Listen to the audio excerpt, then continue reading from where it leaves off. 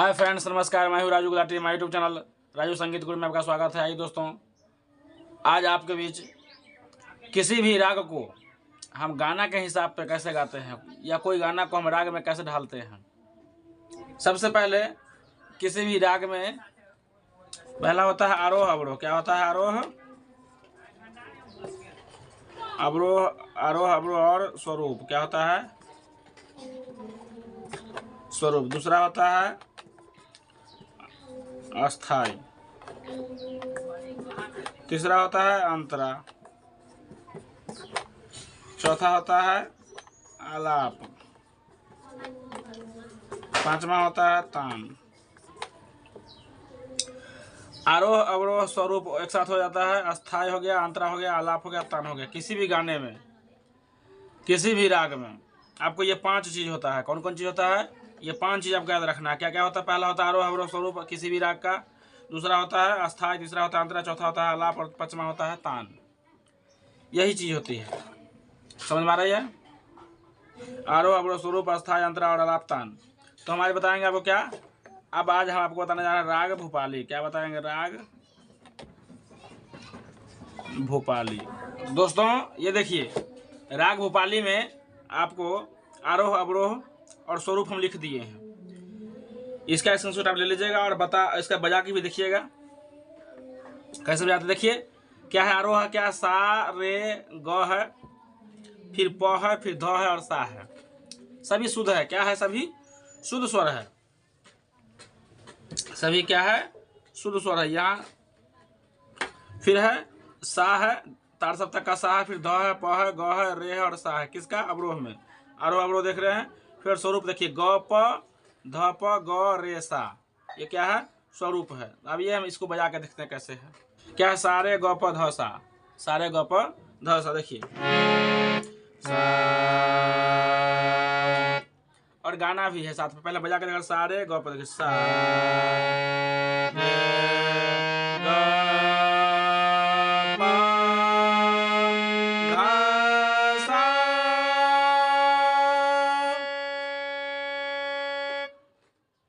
कैसे? सा रे ग प। म इसमें छोड़ दिया गया है। क्या है? राग भूपाली में क्या होता है? म का प्रयोग नहीं होता है। तो क्या है गाएंगे? देखिए आरोह पहले देखिए, सा रे ग प ध सा सा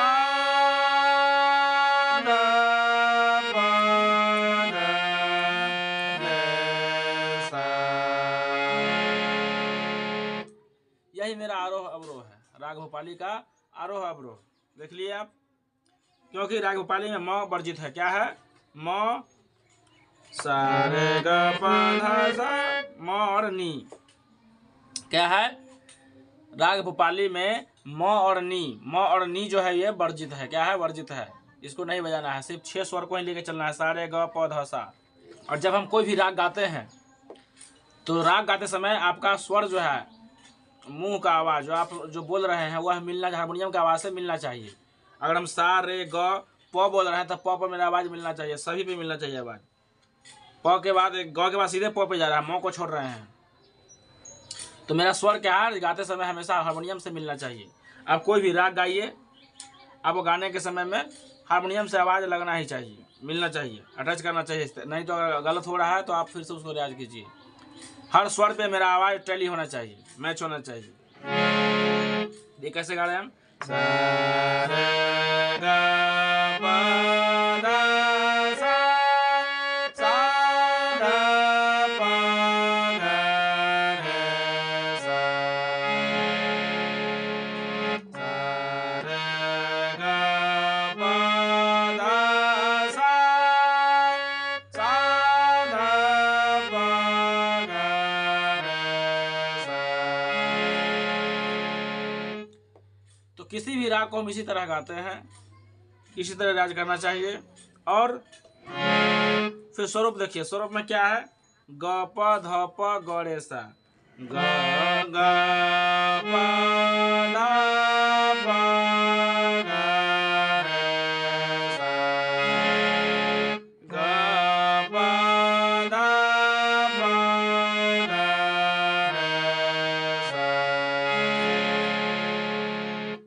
सिंपल है दोस्तों। ग प ध प ग रे सा क्या है, इसका स्वरूप हो गया। आरोह अवरोह स्वरूप राग भोपाली का मैंने आरोह अवरोह स्वरूप आपको बता दिया। कैसे गाना भी बता दिया।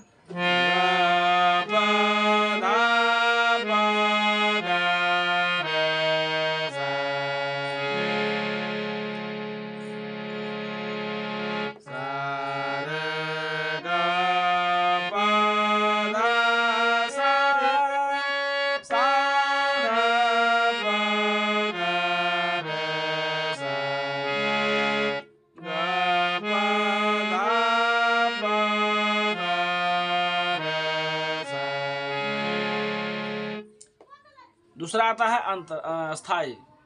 दूसरा क्या आता है, अस्थाई। किसी भी राग के आरोह अवरोह स्वरूप तो हो गया, अब क्या होगा, अस्थाई। अब क्या होगा, अस्थाई। तो अस्थाई देखिए कैसे है। तो दोस्तों मैंने आपको आरोह अवरोह स्वरूप बता दिया। आप देखिए अस्थाई और अंतरा। अस्थाई ये अस्थाई है, अंतरा है। तो गौर से देखने वाली बात यह है कि हमने एक गाना लिया है, कोई भजन ले लिया है, उस भजन को हम राग भोपाली पे गा रहे हैं। क्या कर रहे हैं, राग भोपाली पे गा रहे हैं।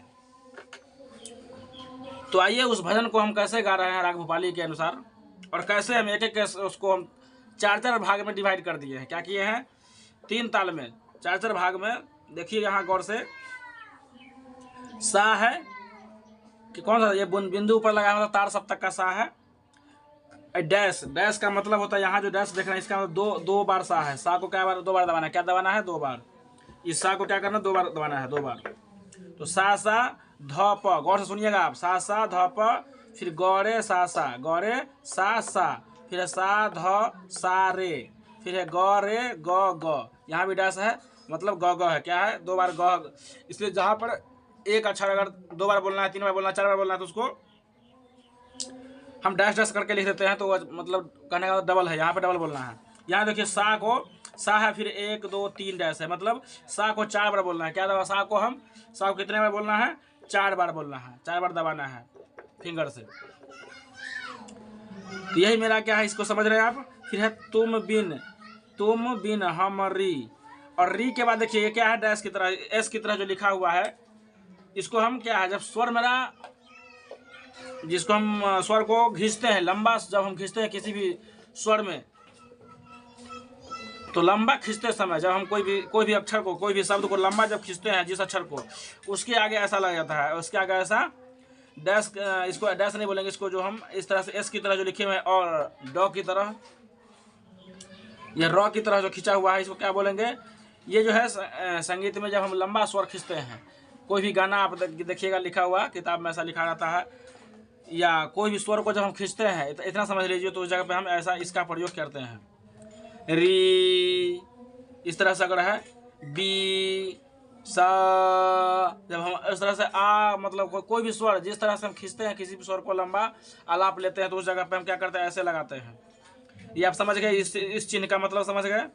फिर है क न, देखिए यहाँ पे कौन लिखने के लिए कौन, तो देखिए यहाँ पे ये लगा हुआ है सिंबल, ध के लिए, फिर सा के लिए न है, फिर रे के लिए ख है, फिर गौरे ग ग, गौरे के ब र ले, देखिए ब र ले, इसके बाद ये डैश लगा हुआ है।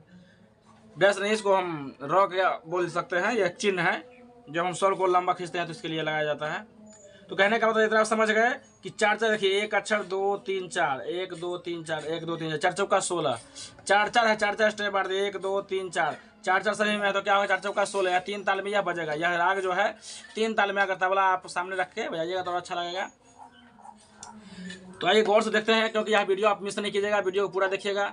जो लोग इस वीडियो को मिस करेंगे बहुत कुछ भूल जाएंगे, बहुत कुछ नहीं समझ पाएंगे, क्योंकि मैं राग भोपाली बताने जा रहा हूँ। और राग भोपाली में एक भजन पर मैं कैसे राग भोपाली को सेट किया है, कैसे मैं इस भजन पर इसको सेट किया हुआ, कैसे गा के आप बताऊँगा फिर राग भोपाली, आप भी देखिएगा, तो मुझे विश्वास है कि आप लोगों को अच्छा लगेगा। फिर देखिए ग प ध सा, यहाँ सा है, तार सप्तक का सा है। फिर हे गणपति तुम सुन लो पुकार, देखिए हे यहाँ फिर है, गण अलग है, अब पति इसमें आ गया है, देखिए तुम सुन लो पुकार, इसके लिए देखिए यहाँ लगा हुआ है गौरे सा सा, सा 2 बार है, यहाँ गौरे सा सा 2 बार है। तो अभी समझ लिखा हुआ, इस लिखा हुआ का समझना आपका काम है।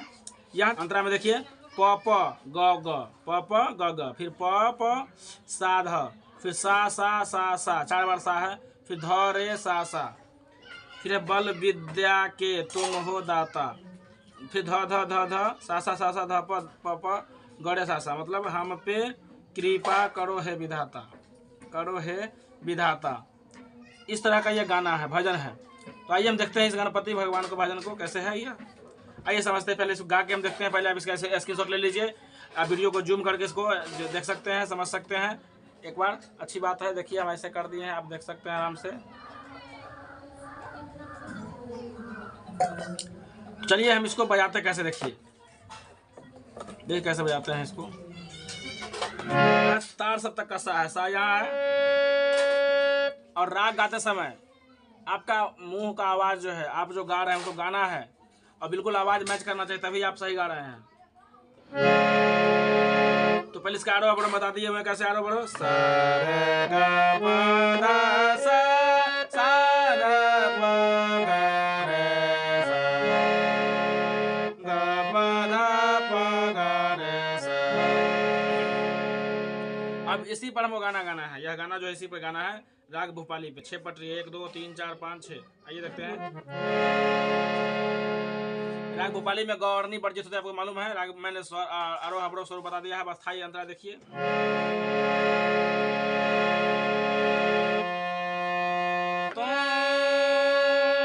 तो पहले हम इसको गा के देखते हैं, पहले जो ऊपर आप लिखे हैं स्वर को गा के देखते हैं पहले। सा सा धा प ग रे सा सा। आप नया है, बिगिनर है, तो पहले क्या कीजिएगा, डायरेक्ट आपसे गाना नहीं निकलेगा। आप क्या करना है, गाना निकालने के लिए, इस गाना को बजाने के लिए क्या करना है, इस राग को बजाने के लिए क्या करना है, आपको पहले इसको ध्यान रखना है, इसको इस पे पहले फिंगर चलाना है, इसको पहले गाना है। किसको, सा सा धा प को गाना है। देखिएगा ये सा। जो नए लोग हैं बिल्कुल उसके लिए है, बिल्कुल इसी तरह। पहले आप कोई भी लोग है, पहले स्वर को गाइए, उसके बाद गाना को गाइए, तब जाके आपको मिलेगा। तो पहले हम स्वर को गा के दिखाते हैं आपको कैसे गाना है स्वर को। सा सा धा प ग रे सा सा। कहाँ से कहाँ गए, यहाँ तक आ गए, 8 अक्षर में ले लिए, सा सा धा प ग रे सा सा। तो आइए हम पहले इसको कैसे गाते हैं, स्वर को पहले गाएंगे। सा सा धा प ग रे सा सा, सा धा सा रे ग रे ग ग, ग प ध सा रे सा धा प सा प धा प ग रे सा सा। उसके बाद आपको गाना देखिए कैसे है। तुम बिन हमारे तुमने खबर ले, गणपति तुम सुन लो पुकार। तुम बिन हमारे तुमने खबर ले, गणपति तुम सुन लो पुकार। कितना अच्छा गाना है देखिए। तुम बिन हमारे तुमने खबर ले, गणपति तुम सुन लो पुकार। यही आपका क्या है, अस्थाई हो गया। अंतरा देखिए वही है। बल विद्या के तुम हो दाता, हम प प ग ग प प ग ग प प सा धा सा सा सा सा धा रे सा सा। यही चीज है। पहले स्वर को गाइएगा, फिर उसके बाद अंतरा गाइएगा। देखिए कैसे है। बल विद्या के तुम हो दाता, हम पे